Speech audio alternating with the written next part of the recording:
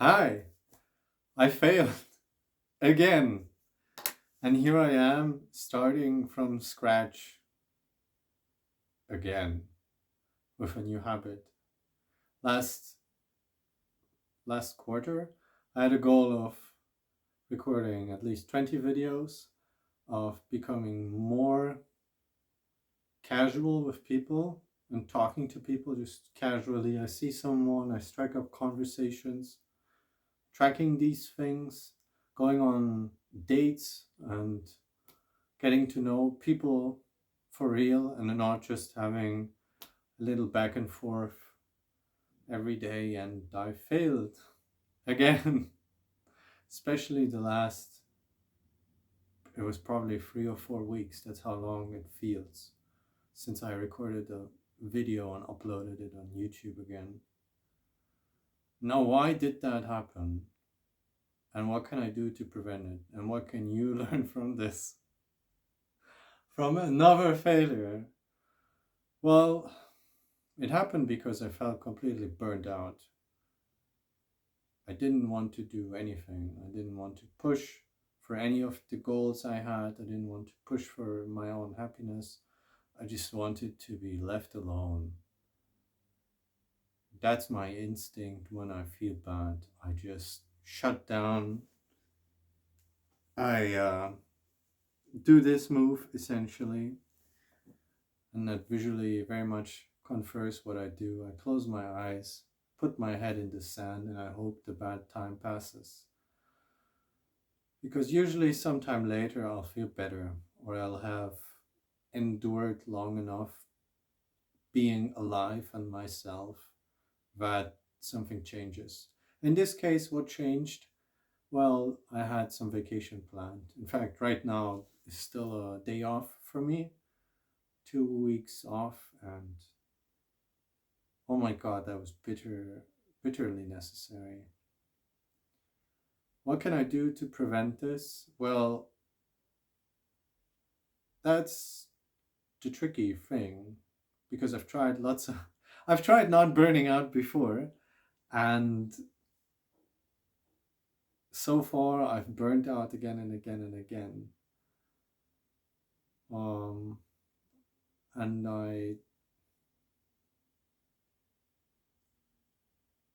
I tried making new goals for the next quarter and for the next year and thinking a bit more long term because I think that my thinking has been very short term. If I don't do something in the next couple of days or couple of weeks, I usually gave up. But I think I want to just try again. Even if I'm gonna be burning out again, maybe that's just the way I learn. I'm coming to accept that I work a certain way and every iteration is just a little bit different from the last. Not too different, for better or for worse. But yes, my problem is the longevity of my behavior, and I hope this improves the lighting a little bit. The longevity of my behavior, my endurance for keeping at something, for being motivated and for being disciplined with the tasks I set for myself. Why does that fade away? Why does almost nothing become a habit that I just don't think about? Well, because there's nothing it leads to usually. One thing is Japanese vocabulary. I've been doing that for 10 years. But for the past like four, I've just been dragging what little knowledge I learned before along and not really learning more, at best maintaining. And I still use that knowledge. I still consume a lot of Japanese media. I haven't been pushing it because it splits. On one hand, there isn't a practical use for it, or rather, the practical uses I would love to use it for feel too far away, and that's usually what happens. is that I set myself a goal and it's so far away, I don't believe I can do it. And now, out of the discussion, here comes the real problem. I don't believe I can do it. Every time I set a goal for myself, well, not the smaller ones where I know for certain I can do it, but something more ambitious, I just lose faith in myself quickly. And the solution I hear to building confidence that lasts is, well, do things, accomplish things, make progress, but I need a lot of evidence. And shifting my mindset also has not really worked in the long term. Using money, getting help, none of that really works. For me anyway, to bring about lasting change. The only thing that changes me really is just consistent action over a long time. And time, really. Time is the thing that changes me the most, for better and for worse. But I can just see how some parts of myself changed just because time has passed, regardless of what I was doing.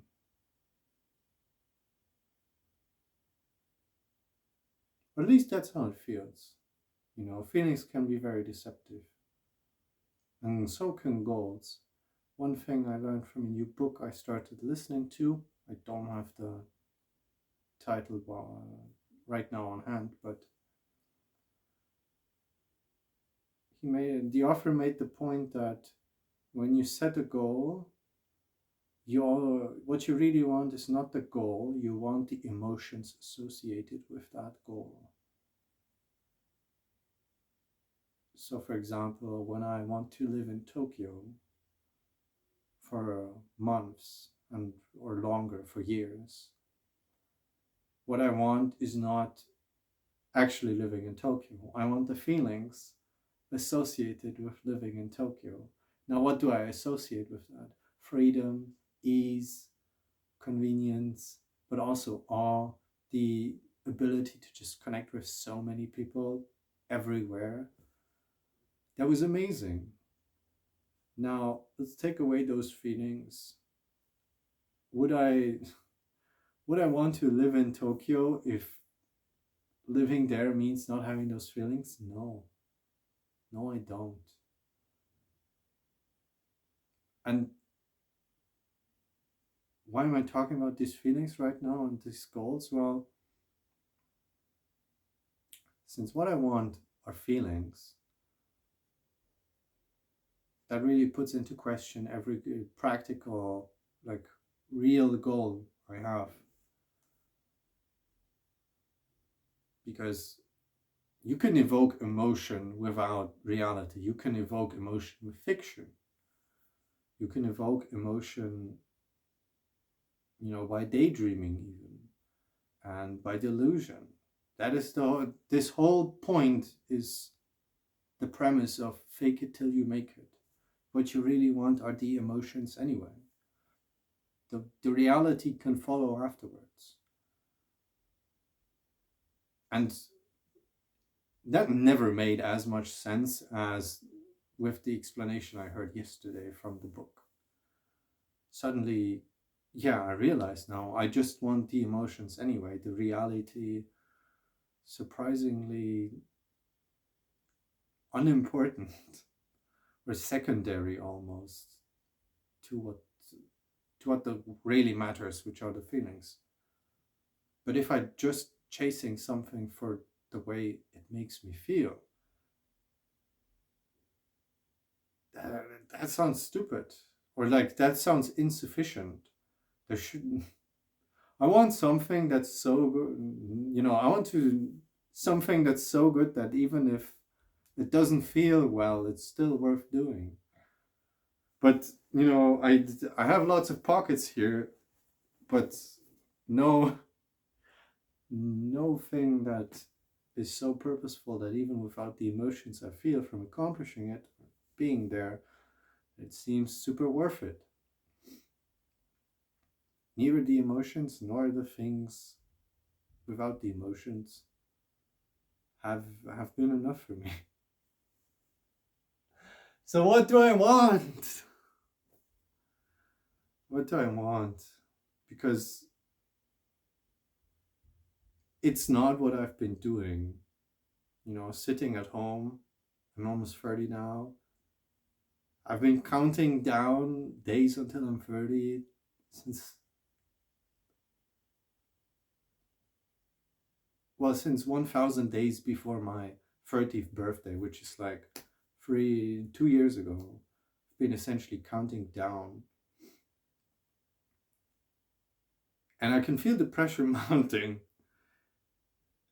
It's really scary to see yourself getting older and to see a countdown that starts very big start to get uncomfortably small. 271 days left. That sounds like a lot, but when I realized that this year I already did three, or not this year, but in general, I just had two 90-day countdowns that I've essentially passed, like what, 2/3 of the time I've had. And I learned a bunch of stuff, but even with exponential growth, it sure looks difficult to get to the money goals I set for myself, which, it's fine. What I want is more the feelings from the money than the money anyway,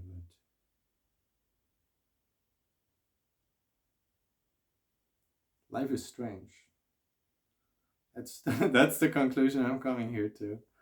What can you learn from this? What can I learn from this? Well, failure is there. I'm not one of the guys that, make a video and it blows up. And not right now yet. Probably gonna need a lot more practice and a lot more time invested.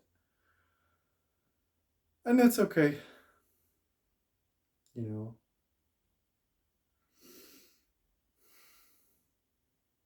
That's okay. One step at a time. I roughly know what I want. I roughly know what I want to feel like.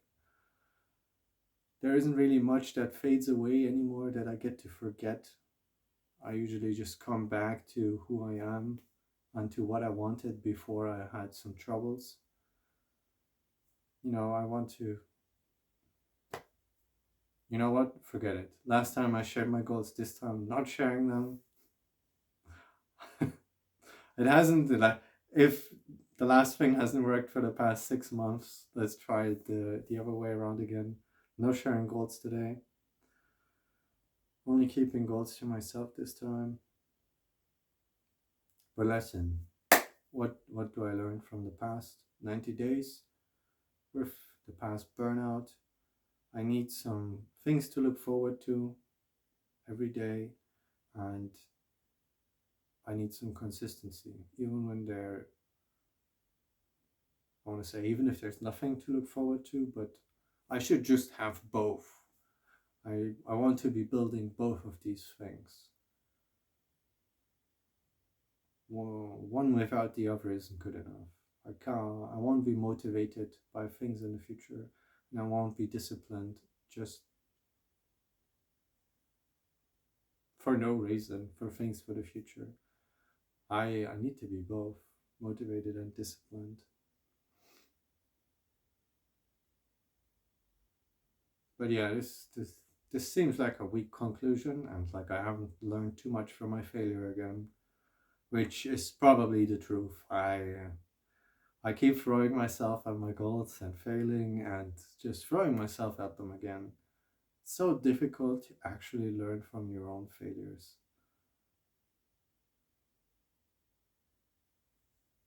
Do I feel like I made some progress in the past 3 years?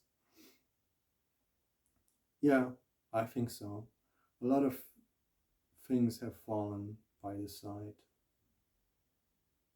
I'm ready to move on with my life. I'm just not delivering the results I need to.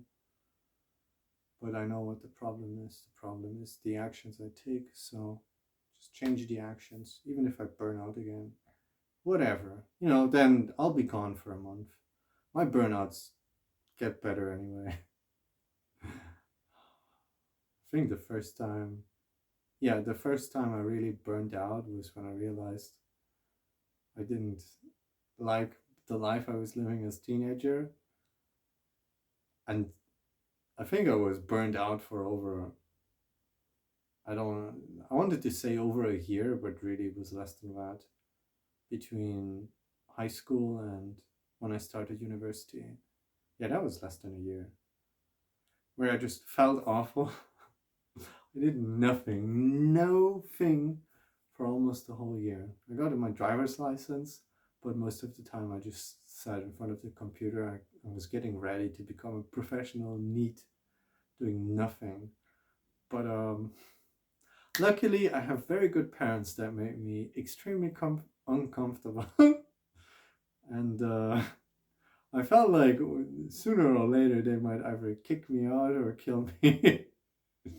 Which either one of those would have probably worked at making me change. And this time, the burnout was 2 weeks still working and 1 week vacation, now half a week. Yeah, it's getting shorter. So yeah, that's the conclusion.